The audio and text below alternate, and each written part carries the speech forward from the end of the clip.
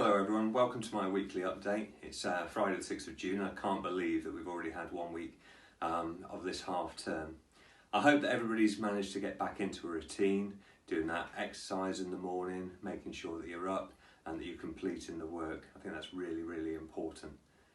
What we've been doing this week is we've been gearing up for the return of years 10 and 12 on the 15th of June.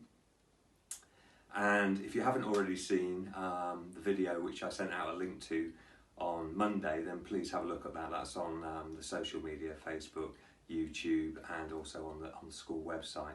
And what that'll allow you to do is look and see what's going to happen when you come in for your one day of the week. We are sending out letters today saying which day that we will expect you to be in. So you should receive that, and then that will let you know when you're going to come in.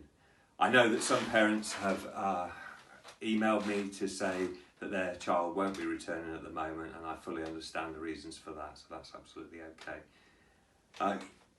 Going on to years 7 to 9 and Key Stage 3, we've been thinking about how best to motivate you and continue to educate you, and over the course of this half term, what we'll be looking at doing is increasing the numbers of Teams lessons that you guys are actually receiving, because what we've felt is that there's a little bit more engagement there and a little bit perhaps more motivation when you actually get to hear and converse with your teacher. So that's something which will be happening over this half term.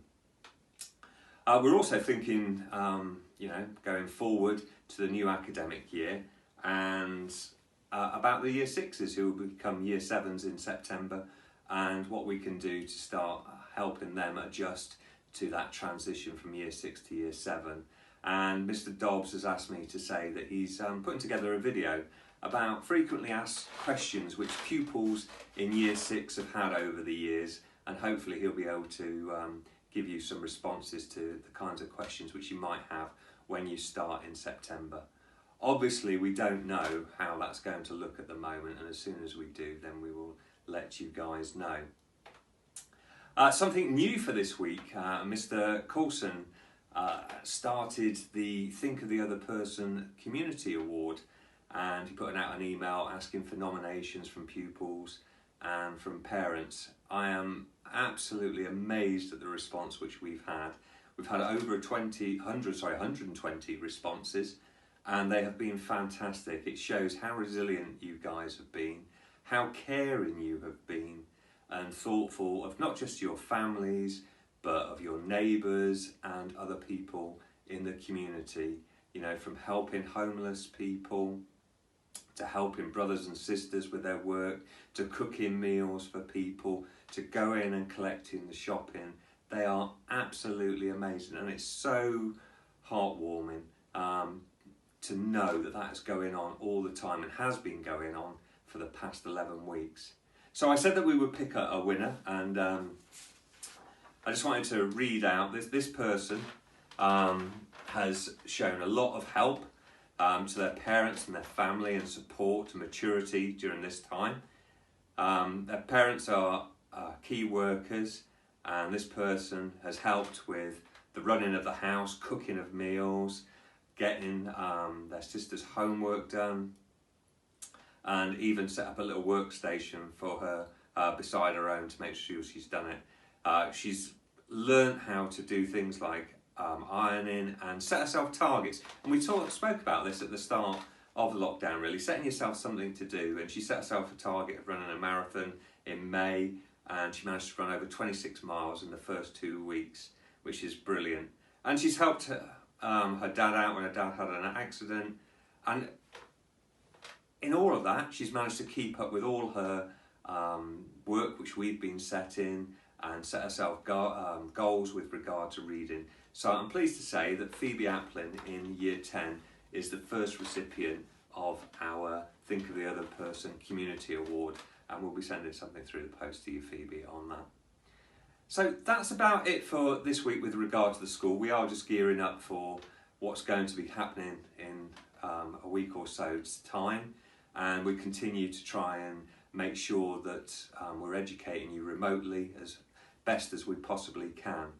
So that comes on to the "and finally" part, and it's about shoes this week, which may sound a little bit odd, but bear with me.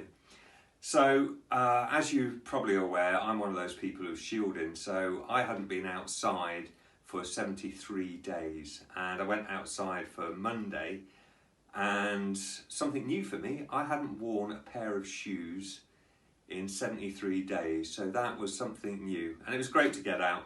I see it's coincided, I had 2 days of going out for a walk in the nice sunshine, and that's tailed off, which is a bit of a shame. But this is where the shoes gets even better. I received an email from Mr. Anley, who's been helping out with the key workers and vulnerable children the last few weeks. So, let me read this out to you. It made me smile and actually laugh out loud. Good morning, Mr. Pearson. I think that Miss Heston has already mentioned to you my adventures with shoes on Tuesday, but I thought you might like to hear from me of the happy outcomes. In essence, it was already an unlikely scene. Mr. Anley barefooted and trouser legs rolled up, running around in unsteady lunges to keep up with the afternoon exercise. The children partaking to a varying degree in an exercise challenge. No one quite sure what to make of the sunburnt and very out of breath figure of Mr. Anley cavorting around the field. When it came time to shelter in the shade of the tree atop of the mound, we watched bemused as the tractor pulling gang mowers whizzed past, determinedly scything through the grass. It was only when Mr. Axon ventured back down to the field that he called up, "Mr. Anley, your shoes!" As I made my way from the mounds, my thoughts were amusement at how close the shoes must have come to those ferociously spinning blades. The sight of shredded shoes, socks and lanyard took a moment to process. As is often the case when presented with, shall we say, surprising turn of events, my mind focused on the missing Berners-Lee badge, given to me by Mrs. Davis. Knowing how hard they are to come by, I set to see if any trace of that fine yellow emblem survived. The shoes were clearly goners, and the socks were even more threadbare than even my most ancient of socks. The children helped me to hunt through the freshly mown grass. Then with a cry of joy, we found it, intact and sparkling in the sunshine. It seems reasonable, therefore, to conclude that Berners-Lee is a house made of strong stuff. Furthermore, the mowing company have kindly offered to replace the shoes, and a fresh lanyard was quickly found. Mr. Colson's emergency shoes were lent to me for the journey home, and those of you who haven't brought shoes in and worn trainers on occasion will have made good use of those shoes. I've attached a photo of said shoes to my email, which I will attach to the email which goes out to accompany this video. Made me laugh. Well done to Mr. Anley. Fantastic. Hope you have a great weekend. We'll be in touch again next week.